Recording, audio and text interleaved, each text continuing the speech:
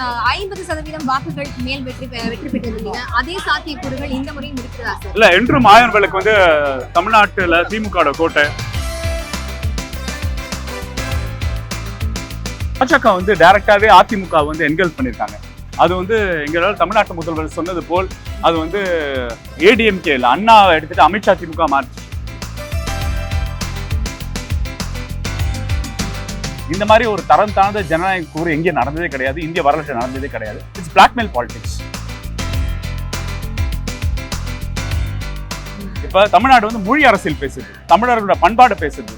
வேற அங்கன்னா வந்து மொழிப்போர் நடத்தினார். மொழிப்போர் வெற்றி கண்டு இருமொழி கொள்கை உள்ள மாநிலம் இது. தமிழ்நாடு சமூக நீதிக்கான மாநிலம் இது.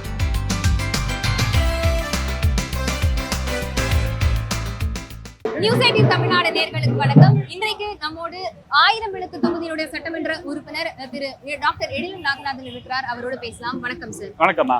மீண்டும் 1000 விளக்கு தொகுதியில போட்டியிடுறீங்க. சென்ற முறை 50% வாக்குகள் மேல் வெற்றி பெற்றிருந்தீங்க. அதே சாத்தியக்கூறுகள் இந்த முறையும் இருக்கிறதா சார்? இல்ல, என்றும் 1000 விளக்கு வந்து தமிழ்நாட்டுல திமுக கோட்டை.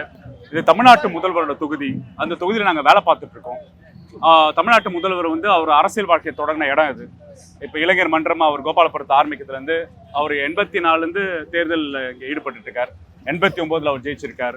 பிறகு ராஜீவ்காந்தியோட கொலை விழால அவருக்கு சிம்பத்தி வேவ் ஆப்போசிட் சைட் போச்சு.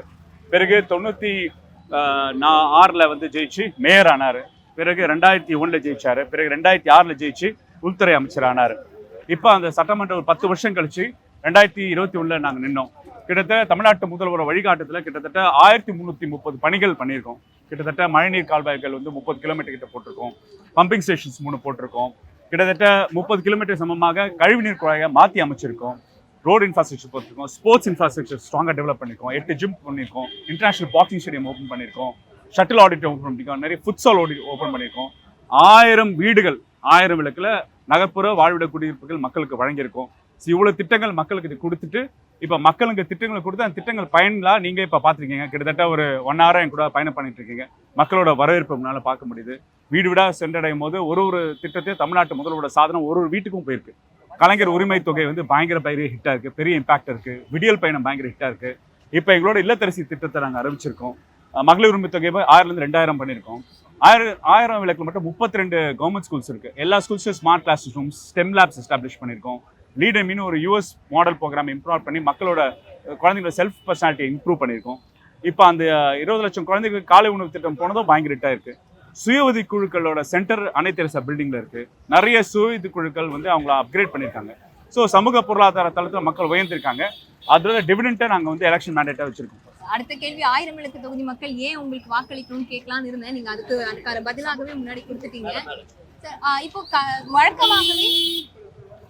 வழக்கமாகவே தமிழ்நாட்டில் இருக்கக்கூடிய தேர்தல் களம் இருக்கிறதா இல்ல தேர்தல் களம் மாறி இருக்குதுன்னு பார்க்கலாம் சார்? என்ன மாற்றம் ஏற்பட்டிருக்கிறது? இல்ல, எனக்கு பொறுத்தவரைக்கும் தமிழ்நாட்டில் வந்து தேர்தல் களம் வந்து நிறைய புது பிளேயர்ஸ் வருவாங்க போவாங்க. 2 மேஜர் அதிமுக கூட்டணி, இப்ப திமுக கூட்டணி அப்படின்னு உள்ள இருக்கு. ஆனா இப்ப என்ன ஆச்சுன்னா பாஜக ஆட்சி காலத்துல சார் எல்லாருக்கும் சொல்லுங்க sir. Sir convey to everyone sir. Thank you sir. Thank you sir. Thank you sir. சொல்லுங்க இப்படி போயிடலாம். இப்போ வந்து என்ன ஆச்சுன்னா பாஜக வந்து டைரக்டாவே அதிமுக வந்து என்கல்ஃப் பண்ணியிருக்காங்க. அது வந்து எங்களால் தமிழ்நாட்டு முதல்வர் சொன்னது போல் அது வந்து ஏடிஎம்கே இல்லை, அண்ணாவை எடுத்துட்டு அமித்ஷா திமுக மாற்றி. ஏன்னா கூட்டணி நிலைப்பாடுலேருந்து டெல்லியில தான் போய் ஃபைனலைஸ் பண்ணுறாங்க. என்டையர் டெம்ப்ளேட் அவங்க தான் டெவலப் பண்ணுறாங்க. அப்புறம் இப்போ புது ஆக்டர் கூட நீங்கள் பார்த்தீங்கன்னா பிஜேபியை அட்டாக் பண்ணாமல் டிஎம்கே அட்டாக் பண்ணுறதுல ஒரு ப்ளாய் இருக்குது. அப்போ என்னன்னாக்கா முழுமையாக சிறுபான்மையர் ஓட்டு வந்து திமுகவுக்கு 2019 விழுந்துட்டே இருக்கு. இது டிஸ்டர்ப் பண்ணுன்ற ப்ளாயில வந்து அழகா எவிடென்ட்டா இருக்கு. ஸோ இதெல்லாம் தமிழ்நாட்டு மக்கள் தெளிவாக தெரிஞ்சிருக்காங்க. ஏன்னா இந்த தடவை இது Tamil Nadu versus Delhi, Tamil Nadu versus NDA, அதாவது மாநில சுயாட்சிக்கான தேர்தல், மொழி பாதுகாப்பான தேர்தல். இவ்வளோ தேர்தல் கட்டம் உச்சத்தில் இருக்கு. சிபிஎஸ்இ ஸ்கூல்ஸை வந்து மும்மொழி கொள்கை திரிப்பேன்னு சொல்றாங்க. கேந்திரிய வித்யாலய வந்து தமிழை காணோம், தமிழ் ஆசிரியர்கள் நியமனமே இல்லை. சமஸ்கிருதத்துக்கு 3000 கோடி ரூபாய், ஆனால் செம்மொழியான தமிழுக்கு 30 கோடி ரூபாய் கொடுக்கும் போது எப்படி மும்மொழி கொள்கையை வந்து அனைத்து மொழிக்கும் சமமாக பார்க்குற பாருங்க சொல்றது எக்ஸ்போஸ் ஆகி நிற்கிறாங்க. நிதி வருவாய் என்ன பண்ணுறாங்க, மதுரையில் வந்து ஒரு கேண்டிடேட்டுக்கு ஃபைல் பண்ணுறாங்க. ஒரு பாஜக கேண்டிடேட்க்கு. அதுக்கு ஃபட்னாவிஸ் மகாராஷ்டிரா சிஎம் வராரு, பிளாக்மெயில் பண்றாரு. என்ன பிளாக்மெயில் பண்றாரு? இவர் ஓட் போடுங்க, நாங்கள் சிஎம்ஆர் கொடுக்கணும்னு. இந்த மாதிரி ஒரு தரம் தாழ்ந்த ஜனநாயக கூறு எங்கேயும் நடந்ததே கிடையாது, இந்திய வரலாற்று நடந்ததே கிடையாது. It's blackmail politics. நாங்கள் எங்களோட ஸ்டேட்டோட ஓன் ரெவன்யூ ஆகுமெண்ட் பண்ணி 11.19% growth ரேட்டை வந்து எஸ்டாப்ளிஷ் பண்ணி இன்னைக்கு நம்பர் 1 ஸ்டேட்டாக தமிழ்நாடு முதல்வர் வந்து வழிகாட்டிட்டு இருக்காரு. ஸோ சிஎம்ஆர்எல் ப்ராஜெக்ட்ஸ் வந்து செல்ஃப் சஃபிஷியன்ட்டை நாங்களே பண்ணிட்டு பண்ணுறோம். நீங்கள் அப்ரூவல் லேட்டாக கொடுங்க, பட் ஆனால் ஸ்டேட் அவர் ஃபண்ட்ஸை போட்டுட்டு அப்கிரேட் பண்ணியிருக்காங்க. இப்போ கோயம்புத்தூருக்கு சிஎம்ஆர்எல் கேட்டிருக்கோம், மதுரைக்கு சிஎம்ஆர்எல் கேட்டோம், அது கொடுக்காம பாஜக மாநிலத்துக்கு கொடுக்குறாங்க. ஏர்போர்ட் ஏதாவது கேட்டாலே ஓசூரில் ஏர்போர்ட் கேட்டோம், அதுக்கு ஏதாவது ஒரு ஃபிலிம்சி ரீசன் சொல்கிறாங்க. அப்போ தமிழ்நாடு டெவலப்மெண்ட் மேலே நம்பிக்கை இல்லாதவங்க ஏற்கனவே இவங்க 21ல கூட்டணி இருந்திருக்காங்க. பிஃபோர் 21 நீங்கள் கொரோனா காலகட்டத்திலலாம் பார்த்தீங்கன்னா பேண்டமிக்லாம் பாத்திரம் தட்டுங்க, விளக்கு ஏற்றுங்க சொன்னாங்க. வேக்சினேஷன் கவரேஜ் இன்க்ரீஸ் பண்ணல. அப்பயே இது டபுள் இன்ஜினாக தான் இருந்தது. அப்பயே எதுவும் கீழே தமிழ்நாட்டுக்கு. அந்த டபுள் இன்ஜின் நிராகரிக்கிறது தான் திராவிட இன்ஜினுக்கு மக்கள் ஓட் போட ரெடியா இருக்காங்க.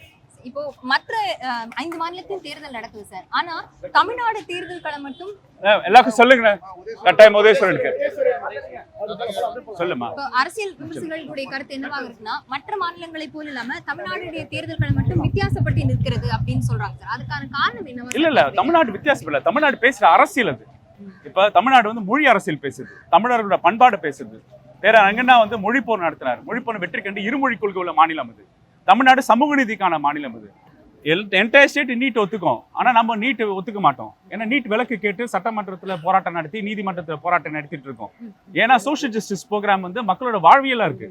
அப்ப இது யூனிக் ஸ்டேட். என்னன்னா மக்கள் வந்து தங்களோட சுயசார்பை பாக்குறாங்க, தமிழர்களோட சுயமரியாதை பாக்குறாங்க, தமிழ் மொழி பாதுகாப்பை பாக்குறாங்க. இந்த மாதிரி தேசிய கல்விக் கொள்கையை நாங்க வந்து ரிஜெக்ட் பண்றோம். மக்கள் இங்க பின்னாடி நிக்கிறாங்க. ஏன்னா தேசிய கல்விக்கோட இம்பாக்ட் பாண்டிச்சேரி என்ன பண்ணுச்சு? பாண்டிச்சேரி யூனிவர்சிட்டி 42 ரேங்க்ல 242 ரேங்க் போயிடுச்சு. தேசிய கல்விக் கொள்கைனால உத்தரப்பிரதேச எத்தனை ஸ்கூல்ஸ் மூடிட்டாங்க. இடைநிற்றல் எவ்வளவு அதிகமாயிருக்கு. நாங்க இடைநிற்றலை அதிகப்படுத்துறோம். புதுமை பெண் ஸ்கீமோட கான்செப்ட் என்ன? குழந்தைங்களுக்கு 25 லட்சம் லேப்டாப் கொடுக்குற கான்செப்ட் என்ன? நான் முதல்வன் ஸ்கீமோட கான்செப்ட் என்ன? தமிழ் முதல்வன் ஸ்கீமோட கான்செப்ட் என்ன? 12th முடிச்சு பசங்களை காலேஜ் வர வைக்கிறது. நீங்க வந்து 3rd ஸ்டாண்டர்ட்ல பப்ளிக் எக்ஸாமா, 5th ஸ்டாண்டர்ட் பப்ளிக் எக்ஸாமா, 8th ஸ்டாண்டர்ட் பப்ளிக் எக்ஸாமா, 9th 12 வந்து 12 பப்ளிக் எக்ஸாமா, அப்புறம் காலேஜ் என்டர் பண்ணா என்ட்ரன்ஸ் எழுதணுமா? இதை மக்கள் அக்செப்ட் பண்ணிப்பாங்களா? இப்போ தமிழ்நாடு யூனிக் ஸ்டேட். என்இபி எதிர்க்கிறோம், நீட் எதிர்க்கிறோம். ஏன்னா எங்களுக்கு ஒரு சக்சஸ் மாடல் இருக்கு. அந்த மாடல் வந்து சக்சஸ்ஃபுல்லா எல்லா இயந்த வளர்ச்சி இன்க்ளூசிவ் மாடல். இளைஞர்கள், முதல் தலைமுறை வாக்காளர்கள் இந்த தேர்தலை எப்படி சார் பார்க்கறாங்க? இல்ல, இளம் திறமை வாக்காளர்கள் அரசியல் விழிப்புணர்வோட இருக்கிறவங்க பத்தி நம்ம யாரும் பேட்டி எடுக்கிறது இல்லை. ஒரு ஃபேன் பேஸ் க்ரௌடு வந்து பர்செப்ஷனா அவங்க தான் இளைஞர்கள்னு ப்ரொஜெக்ட் பண்றோம்.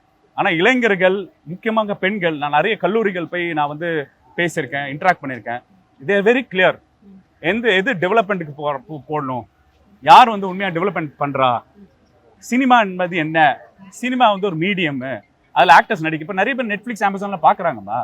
யார் டேரக்டரு, யார் ஸ்கிரிப்ட்லே, யாரும் அந்த பெரிய சூப்பர் ஸ்டார் படம் சொல்ல, யார் இயக்குனர் படம் சொல்கிறாங்க, யார் எடிட்டர், கேமரா ஆங்கிள் இப்படி வச்சுருக்காங்க, பசங்களுக்கு தெரியுது.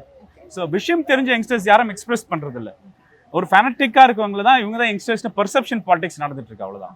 நீங்க மாணவர்களை வந்து தற்கொலைன்னு சொல்லக்கூடாது அப்படின்னு சொல்லி ரீசெண்டா ஒரு சில மாதங்களுக்கு முன்னாடி போட்டிருந்தீங்க சார். அந்த வீடியோக்கு அப்புறமா வந்து மாணவர்களை ஒரு அரசியல் படுத்துதலுக்கு, அவர்களை சரி நல்வழிப்படுத்துறதுக்கு தவறி விட்டோமா அப்படிங்கிற எண்ணம் வந்திருக்கா? இல்லை யார் என்ன பண்ணிருக்கணும்? இல்ல ஆக்சுவலா வந்து எங்களோட இளைஞர் எல்லாம் டெப்டி சிஎம் வள்ளூர் கோட்டத்தில் புதுப்பிச்சோம்.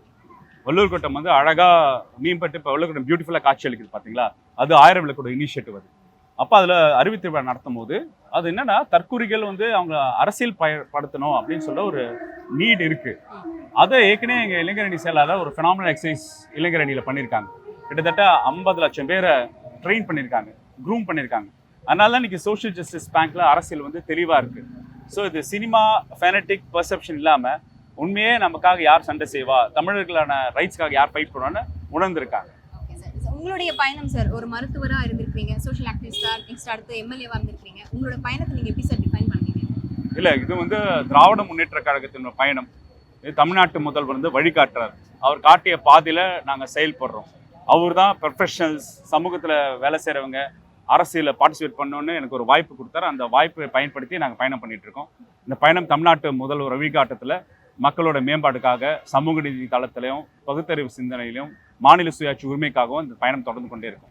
உங்க தொகுதியில உங்களுக்கு கடினமான போட்டியாளரா யாரு சார் பாக்குறீங்க? என்னோட உங்க தொகுதியில இல்ல எக்ஸாக்ட்லி இல்லைண்ணா, அது ரொம்ப ஓவர் ஜீலஸா, ஓவர் கான்ஃபிடென்ட்காக நான் பதில் சொல்ல. ஏன்னா எல்லாரோட ஜனநாயக நோன்புகளை நம்ம கடைபிடிக்கிறோம். என்ன கான்ஃபிடென்ட் இருக்கலாம், இது தமிழ்நாட்டு முதல்வரோட தொகுதியினால கான்ஃபிடென்ட்டா இருக்கும். Okay sir. Sir rapid fire question நம்ம அடுத்து போலாம் சார். சீக்கிரம் முடிச்சிடலாமேம்மா. ஷூர் சார் கொஞ்சம் சீக்கிரம். இப்போ உங்களுடைய பாட்டி சார் அஞ்சலி அம்மாள் அவர்கள் அவங்கள வந்து கொள்ளுப்பாட்டியா அவங்கள வந்து தவைக்க தலைவர் வந்து தன்னுடைய கொள்கை தலைவர்களை ஒருத்தரா வந்து வச்சிருக்காரு. அவங்களை வந்து முன்னிலைப்படுத்துறதுக்கு முன்னாடி நம்ம வந்து முன்னிலைப்படுத்த மறந்துட்டோமா அப்படின்னு நினைச்சிருக்கீங்களா? ஏங்க, அடிப்படையிலேயே கடலூர் அஞ்சலி அம்மா வந்து காங்கிரஸ் பேர் இயக்கத்துக்கு சேர்ந்தவங்க. அவங்க மகாத்மா காந்தியோட பயணிச்சவங்க. மகாத்மா காந்தி தென்னாட்டு ஜான்சி ராணி அவங்க பேர் வச்சிருக்காங்க. என்னோட பாட்டிக்கு அம்மா பொண்ணு லீலாவத்தின்னு அவங்க பேர் மாத்தினாங்க. ஸோ காங்கிரஸ் பேர் இயக்கத்தில் அவங்க 2 தடவை எம்எல்ஏ. இப்போ கடலூர் அஞ்சலி அம்மாள் கொள்கை என்பது காங்கிரஸோட பேர் இயக்கத்து கொள்கை. பெரியார் சுயமரியாதை இயக்கம் ஆரம்பிக்கும் போது அஞ்சலி அம்மாள் அழைச்சாரு, நான் காந்தியோட இருந்துறேன்னு சொல்லி காங்கிரஸ் பேர் இயக்கத்துக்கு இருந்தவங்க. நீங்க புதுசா ஒரு கட்சி ஆரம்பிச்சு நீங்க வந்து கடலூர் அஞ்சலி கொள்கை தலைவர்னா காங்கிரஸ் பேர் இயக்கம் கொள்கை அவங்க கொள்கை. நான் திராவிட முன்னேற்ற கழகம் திராவிட இயக்கம் வழியா வந்தவங்க. கடலூர் அஞ்சலி அம்மாள் காங்கிரஸ் பேர் இயக்கத்துவங்க இருங்க. ஆனால் அவங்களோட ஃப்ரீடம் ஃபைட்டரோட சாக்ரிஃபைசஸை தமிழ்நாட்டு முதல்வர் உணர்ந்து நீங்கள் பார்த்தீங்கன்னா ஊர்தியில் ரெஃப்யூஸ் பண்ணாங்க ரிப்பப்ளிக் டே அப்போ. ஸோ தமிழ்நாடு முழுக்க ஊர்தியில் என்னோட கொள்ளுப்பாட்டியோட படத்தை வச்சாரு. செஸ் ஒலிம்பியாடை வந்து ஃப்ரீடம் ஃபைட்டர்ஸ்க்கு டெடிகேட் பண்ணாரு. கடலூர் அஞ்சலி அம்மாளுக்கு சிலை கிட்ட அசம்பிளியில் பெரிய சிலை போட்டு லோக்கல் ஹாலிடே. இப்போ வந்து அண்ணா செனிட்டரி லைப்ரரி மாதிரி கடலூர் அஞ்சலி அம்மாவில் கடலூர் அஞ்சலி லைப்ரரி வருது. ஸோ அவங்களுக்கு உண்டான கான்ட்ரிபியூஷன்ஸ் வேறு கடலூர் அஞ்சலி மட்டும் இல்லை, எல்லா ஃப்ரீடம் ஸ்ட்ரகிள்ஸ்க்கும் தமிழ்நாட்டை வேலை செஞ்சுக்க எல்லாத்துக்கும் மரியாதை செலுத்துறாரு தமிழ்நாட்டு முதல்வர். மணிமண்டபம் அமைச்சார், சிலைகள் அமைச்சார், வேலுநாச்சியாருக்கு அமைச்சிருக்காரு, மருது சகோதரர் படையில ஒர்க் பண்ற சேனாதிபதிக்கு அமைச்சிருக்காரு. ஸோ எல்லா ஃப்ரீடம் ஃபைட்டர்ஸ்க்கும் அவர் வந்து கான்ட்ரிபியூட் பண்ணியிருக்காரு. அது கடலூர் அஞ்சலி சிக்னிஃபிகண்டா இருக்காங்க. ஒரு ரேபிட் ஃபயர் क्वेश्चन ஒரு 6 to 7 क्वेश्चंस one wordsல கூட ஆன்சர் பண்ணலாம் சார்.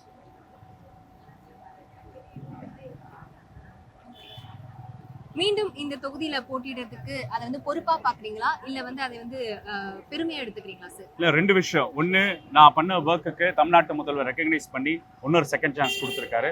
இப்போ கூடுதல் பொறுப்பு இருக்கு. ஸோ எங்கெங்கெல்லாம் வந்து இன்னும் மெருகெடுத்த முடியும் அப்படின்னு சொல்ற ஒர்க்குக்கான பாசிபிலிட்டிஸை தமிழ்நாட்டு முதல்வர் கொடுத்துருக்காரு. அந்த சேலஞ்சை அக்செப்ட் பண்ணி நாங்கள் ஃபங்க்ஷன் பண்ணிட்டு இருக்கோம். கலைஞர் அவர்கள், ஸ்டாலின் அவர்கள், உங்களுக்கு பிடித்த தலைவர் யார் சார்?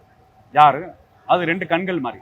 2 கண்கள். சரி, இருவரிடம் இருக்கிற ஒரு வேறுபாடு, ஒரு ஒற்றுமை. இல்லை, நம்ம முத்தமிழ் கலைஞர் பார்த்தீங்கன்னா அவர் வந்து ஹோலிஸ்டிக்காக பார்ப்பாரு, ஃபைன் டியூனிங் பண்ணுவார், ஒருத்தரை பார்த்தோன்னே அவங்களோட கேரக்டர் மேப்பிங் பண்ணுவார். நம்ம தமிழ்நாட்டு முதல்வர் வந்து அரசியலில் வந்து பொது வாழ்க்கை நிதானம் எப்படி கடைப்பிடிக்கணும், பொறுமை எப்படி கடைப்பிடிக்கணும் அப்படின்னு ரொம்ப ஸ்ட்ராங்கான கேரக்டர் உள்ளவர். ஸோ நீங்கள் பார்த்தீங்கன்னா ஒருத்தர்கிட்ட வந்து இன்ட்ராக்ட் பண்ணும்போது அவங்க வந்து எப்படி வந்து மற்றவங்களை எந்தெந்த ஜாப்க்கு எப்படி பயன்படுத்தணும் என்றது நம்ம தமிழ்நாட்டு முதல்வரோட ஸ்டைல். இப்போ உங்களுக்கு ஒரு நல்ல கேரக்டர் இருக்குன்னா அந்த கேரக்டர் எதுக்கு பொதுமக்கள் பொது நோக்கத்துக்காக பயன்படுத்தணும் என்ற யூட்டிலைசேஷன் ரேட்டு தமிழ்நாட்டு முதல்வர் நம்ம திராவிட முதல்வர் பயன்படுத்துவார். அவர் வந்து என்னன்னா எல்லாரையும் எப்படி அனுசரிக்கணும், ஒரு காமன் மேன் அப்ரோச் எப்பொழுதும் இருக்கும் தமிழ்நாட்டு முதல்வருக்கு. கலைஞருக்கு ஒரு கிரியேட்டிவிட்டி கான்டென்ட் இருக்கும், கலைத்துறை கிரியேட்டிவிட்டி கான்டென்ட் இருக்கும். ஆனால் எங்களை தமிழ்நாட்டு முதல்வருக்கு 100% அரசியலும் மக்களோட பணிகள் தான் 100%. அது எப்பொழுது இவரோட கேரக்டர், இது அவரோட கேரக்டர். உங்களுக்கு பிடித்த எழிலன் யார் சார்? இளைஞர்களை நல்வழிப்படுத்தக்கூடிய அந்த மருத்துவர் எழிலனா இல்லை வந்து சட்டமன்ற உறுப்பினர் எழிலன் பிடிக்குமா உங்களுக்கு? இல்லை, அடிப்படையிலே வந்து இந்த கொஸ்டின் பார்த்தீங்கன்னா எப்போதும் 1000 பேருக்கு தொகுதியில மக்களுக்கு பணியாற்ற எழிலனா பிடிக்கும். Okay sir. So AIADMK BJP கூட்டணி எப்படி பார்க்குறீங்க? அதிமுக பாஜக கூட்டணியா? அது கூட்டணியில இல்லைங்க. அது வந்து அதிமுக வந்து கூட்டணி கட்சிகளை வந்து போயஸ் கார்டன் வெராண்டால முடிச்ச ஒரு கட்சி இப்ப டெல்லிக்கு போய் மஃப்ளர் போட்டு கார்ல மூடி கூட்டணி முடிக்கிறாங்க. அதுதான் அவங்களோட கூட்டணி. அது அமித்ஷா கட்சியா மாதிரி ரொம்ப நாள் ஆச்சு. Thank you so much sir. Thank you.